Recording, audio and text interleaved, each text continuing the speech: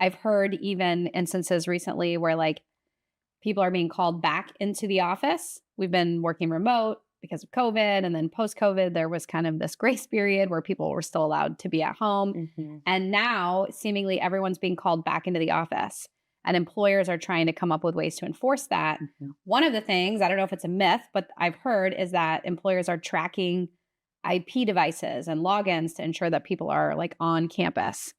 How is that happening from like data tracking? Is that something that employers can do? Yeah, I haven't, I don't know. I don't have firsthand knowledge about whether that's happening. I've also heard that that is happening too. Again, when it comes to the return to work phenomenon, because I agree it is a phenomenon, so a lot of the big tech companies, especially in our area, are changing their policies and requiring either full time in the office or part time.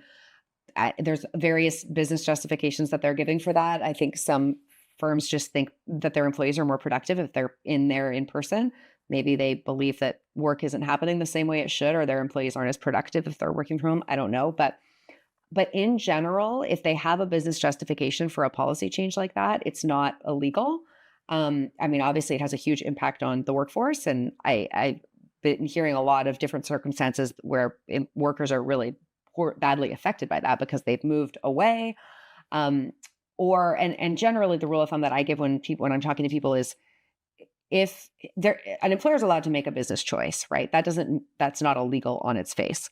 But if it impacts a certain group of people in a protected class worse than others, then it could potentially be illegal. So one example in the return to work thing is if an employee has a disability, for example, that they need accommodation for at home, and they've been working just fine at home for 4 years, and then the employer makes a rule that they have to come into the office, and that affects their disability, there might be something there. Mm. Or women who are women who are pregnant or on maternity leave, or folks who are taking care of a sick family member at home. You can see sort of how these policies might more adversely affect them than other people. Yeah.